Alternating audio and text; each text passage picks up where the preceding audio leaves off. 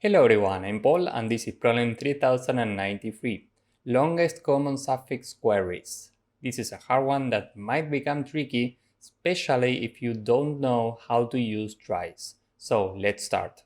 We are given two arrays with strings, words container and words query, and we have to return an array answer with the length of words query, where each element is the index of the string in words container that has the longest common suffix with the current query.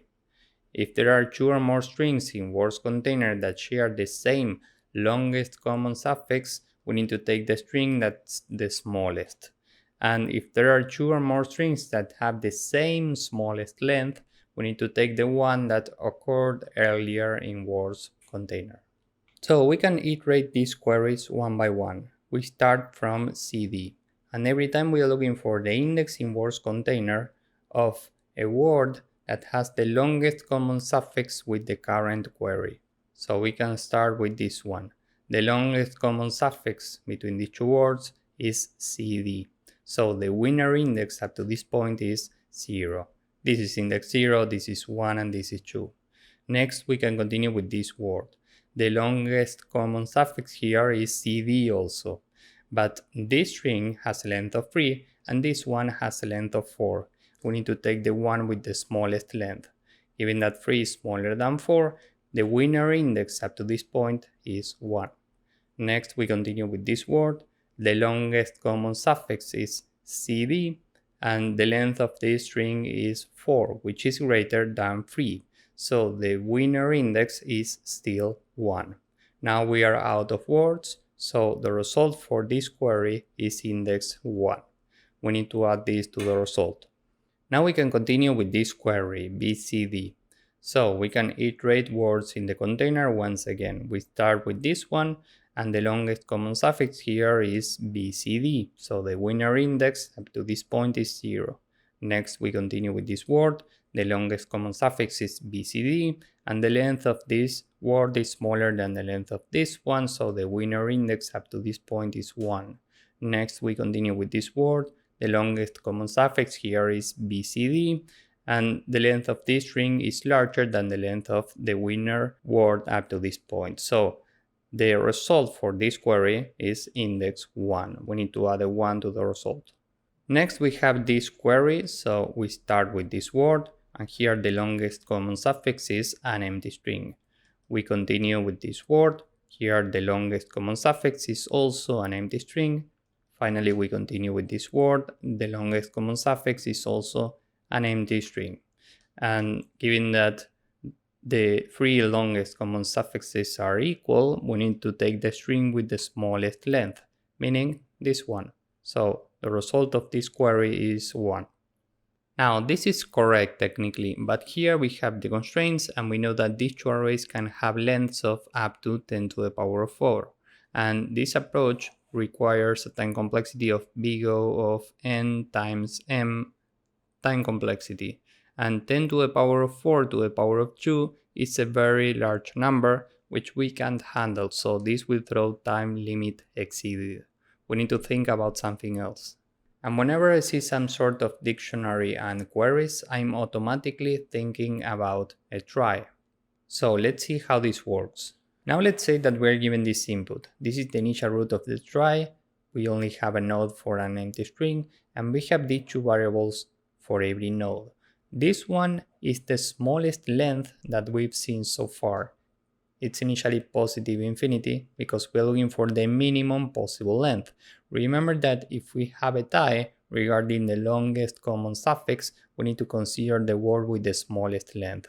And given that we are looking for the smallest number, it's reasonable to start with positive infinity. And the corresponding initial index for this smallest length is also positive infinity. Now remember that we use tries in the form of prefixes. Let's say that we are trying to add ABC into the try. We usually start from here. Given that we don't have A as a child, we add it. Next we have B. Given that we don't have this as a child, we add it. Finally we have C, so we add it. So we usually work with prefixes, okay? But here we have to work with suffixes. So we can just reverse the words in the container and the queries, and now we can use the try as usual. And now remember how we start with tries. First we need to add the words in the dictionary and then we run the queries. So let's start with this word. We need a suffix, so first we reverse it and we get DC. Now before iterating these characters, we are checking what's the length of this word. Why? Well, because in this scenario, when we have an empty string, if we have a tie here, we want to keep the word with the smallest length. So the smallest now is the minimum between positive infinity and the length of this word, which is 2. And given that we are updating this length, the index corresponding to this new length is 0. This is index 0, this is index 1. So we replace this with 0. And now we can add the rest of the word as usual. In the try we start from the root, and here we start from index 0. So we are checking if from this node we have a child corresponding to this character D. Given that we don't, we add it. Next we are at index 1 and at this node. So we are checking if from here we have a child corresponding to the character C. Given that we don't, we add it. And maybe you are wondering, why do we keep the same values here? Well, because the smallest length that we've seen so far at this node, meaning here, is given by this word. This word is at index 0, so the smallest length is still 2 and the corresponding index is 0. Now we need to add this word, so we can do the same process. First we reverse it and we get a D, we only have one character here, and we always start from the root. Here we need to store the minimum between what we already have here and the length of this word. So this is now 1. And given that we are updating this length, the corresponding index for this word is index 1. So here we put a 1. Now we are iterating the characters. We only have a D and we always start from the root. So we are checking if from this node we have a child for D. Given that we do, it's here. Now we are standing here and we need to update these variables. The smallest length is the minimum between 2 and 1. So this is now 1. And the index for this new length is 1. Now we can forget about this dictionary and work with queries. So we can start with this word. First we have to reverse it because we are working with suffixes, and after reversing this we still get D because we only have one character. We always start from the root in the try and we are iterating these characters one by one. We are checking if from here we have a child for D. Given that we do, we take the corresponding index. Now we have already iterated all the characters here and the corresponding index is 1. So at this point we can add 1 to the result. Now we have this word CD, so we can reverse it and run the query. We start always from the root. So we are checking if we have a child for D, and we do have this. Now we can continue with the next character and we are standing at this node. So we are checking if from here we have a child for C. Given that we do, now we are here, and now we have already iterated all the characters. The corresponding index for this is 0, so we add 0 to the result. Now we have this query. We always start from the root, so we are checking if from this node we have a child for X. Given that we don't, we can break the loop here and return the corresponding index at this node. So this is 1, here we put the 1 in the result. And just to be clear, this means that the longest common suffix between this word and these two words is an empty string. So, given that we have a type, we need to get the index corresponding to the word with the smallest length, which is 1. We are looking at this word at index 1. That's why here we have a 1. Overall time complexity for this approach is big O of n plus m, where n is the sum of lengths of the words in the dictionary and m is the sum of lengths of the words in this array. Space complexity is big O of n plus q. Why? Well, because remember that first we add these words into the try. We require space for this corresponding to n, and we also need space for the result, which is given by the amount of queries. So this is overall time and space. With this in mind, let's go with the code.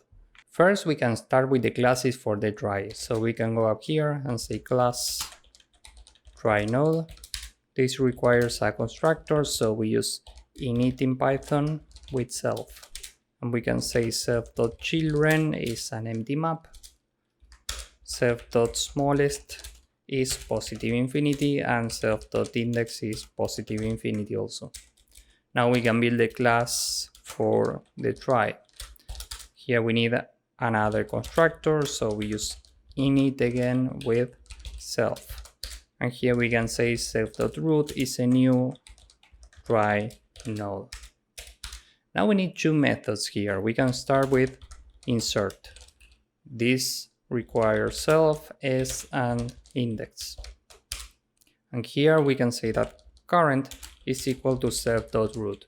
Remember that we use this to iterate nodes. And before starting with the string, we can check if the length of the string is strictly smaller than current.smallest.